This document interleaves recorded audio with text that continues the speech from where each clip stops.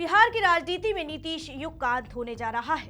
राज्य के सबसे लंबे समय तक मुख्यमंत्री रहने वाले नीतीश कुमार अब अपनी भूमिका बदलने जा रहे हैं। करीब 2 दशकों तक सत्ता के केंद्र में रहे नीतीश कुमार अब नई राजनीतिक पारी की ओर बढ़ते नजर आ रहे हैं। तो पटना से दिल्ली तक की संभावित सियासी चाल ने राजनीतिक गलियारों में हलचल तेज कर दी है। सवाल उठ रहा है कि क्या बिहार की राजनीति में अब एक नए दौर की शुरुआत होने वाली है? क्या दिल्ली की राजनीति में फिर से सक्रिय होंगे नीतीश कुमार? और अगर ऐसा हुआ तो बिहार की सियासत का समीकरण कैसे बदलेगा? देखिए हमारी इस खास रिपोर्ट में। नमस्कार, मैं हूं आराधना नामदेव, आप देख रहे हैं वीके न्यूज। बिहार की राजनीति में एक बड़ा बदलाव होने जा रहा है। राज्य के सबसे लंबे समय तक मुख्यमंत्री रहने वाले नीतीश कुमार अब अपनी भूमिका बदलने की तैयारी में है। करीब 2 दशकों तक बिहार की राजनीति के केंद्र में रहने के बाद अब वे दिल्ली की राजनीति की ओर लौटते नजर आ रहे हैं। माना जा रहा है कि वे राज्यसभा के जरिए संसद की राजनीति में नई पारी शुरू करेंगे। राजनीतिक जानकारों का कहना है कि ये सिर्फ पद बदलने का मामला नहीं है, बल्कि बिहार की राजनीति में एक नए दौर की शुरुआत का संकेत भी है। दरअसल साल 2005 में बिहार की राजनीति में बड़ा बदलाव आया था और उस समय विधानसभा चुनाव में एनडीए को बहुमत मिला और जेडीयू नेता नीतीश कुमार पहली बार मुख्यमंत्री बने। दिलचस्प बात यह है कि उस समय वे लोकसभा सांसद भी थे, लेकिन मुख्यमंत्री बनने के बाद उन्होंने संसद की सदस्यता छोड़ दी और पूरी तरह बिहार की राजनीति पर ध्यान केंद्रित कर लिया। उस फैसले के बाद करीब 20 साल तक वे बिहार की राजनीति के सबसे प्रभावशाली नेता बने रहे। नवंबर 2005 में जब उन्होंने मुख्यमंत्री पद की शपथ ली, तब वे नालंदा से लोकसभा सांसद थे, लेकिन संवैधानिक नियमों के अनुसार मुख्यमंत्री बनने के बाद उन्होंने अपनी लोकसभा सदस्यता से इस्तीफा दे दिया। उस समय उन्होंने बिहार को बेहतर शासन देने और विकास की नई राह पर आगे बढ़ाने का वादा किया था और इसी दौर में उन्होंने सुशासन बाबू और विकास पुरुष के नाम से भी जाना जाने लगा था। और साथ ही साल 2005 से 2013 तक उनके शासनकाल में बिहार में कई बड़े फैसले लिए गए। राज्य में सड़कों का तेजी से विकास हुआ, स्कूलों में साइकिल योजना शुरू की गई और पंचायतों में महिलाओं को 50% आरक्षण दिया गया। उनके इन्हीं फैसलों ने उन्हें एक मजबूत और विकासवादी नेता की पहचान दिलाई और उस समय जेडीयू और बीजेपी का गठबंधन भी काफी मजबूत माना जाता था और जनता के बीच इस सरकार को व्यापक समर्थन मिला।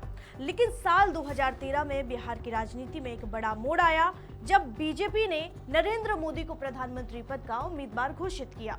तो नीतीश कुमार ने बीजेपी से 17 साल पुराना गठबंधन तोड़ दिया और ये फैसला उनके राजनीतिक जीवन का सबसे बड़ा जोखिम माना गया। इसके बाद 2014 के लोकसभा चुनाव में उनकी पार्टी को बड़ा नुकसान उठाना पड़ा और उन्होंने मुख्यमंत्री पद से इस्तीफा भी दे दिया।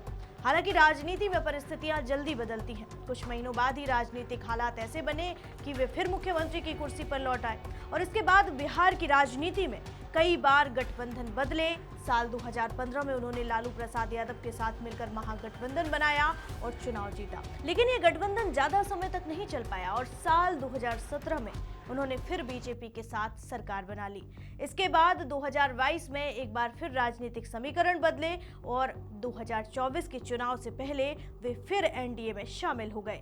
बार बार गठबंधन बदलने के बावजूद एक बात हमेशा साफ रही कि बिहार की राजनीति के केंद्र में नीतीश कुमार ही बने रहे। पिछले करीब 20 सालों में उन्होंने कई राजनीतिक उतार चढ़ाव देखे, लेकिन सत्ता की राजनीति में उनका प्रभाव लगातार बना रहा। अब जब वे राज्यसभा के जरिए दिल्ली की राजनीति में जाने की तैयारी कर रहे हैं, तो माना जा रहा है कि ये उनके राजनीतिक जीवन का एक नया अध्याय होगा। राजनीतिक विश्लेषकों का कहना है कि 75 साल की उम्र में वे शायद बिहार की रोजमर्रा की राजनीति से थोड़ा दूर रहना चाहते हैं, लेकिन ये संन्यास नहीं होगा। संभावना है कि वे राष्ट्रीय स्तर पर एनडीए की रणनीति में अहम भूमिका निभा सकते हैं और प्रधानमंत्री नरेंद्र मोदी के साथ मिलकर राष्ट्रीय राजनीति में सक्रिय रहेंगे। तो वहीं बिहार की राजनीति पर भी इसका बड़ा असर पड़ सकता है।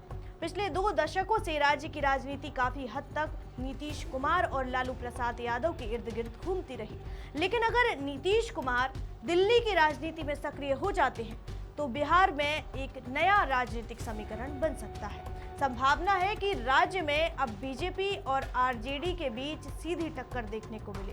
साथ ही जेडीयू के भविष्य को लेकर भी सवाल उठने लगे हैं। राजनीतिक विश्लेषकों का मानना है कि नीतीश कुमार के बिना पार्टी को अपने संगठन और नेतृत्व को नए तरीके से मजबूत करना होगा।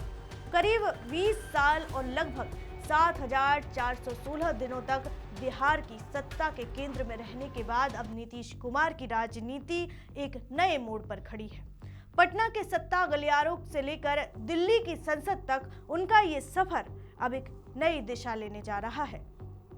आने वाले समय में ये देखना दिलचस्प होगा कि राष्ट्रीय राजनीति में उनकी नई भूमिका क्या होती है और बिहार की राजनीति किस दिशा में आगे बढ़ती है। आपको क्या लगता है, हमें कमेंट करके जरूर बताइए और ऐसी ही तमाम खबरें देखने के लिए देखते रहिए वीके न्यूज। वीके न्यूज, राष्ट्र के नाम।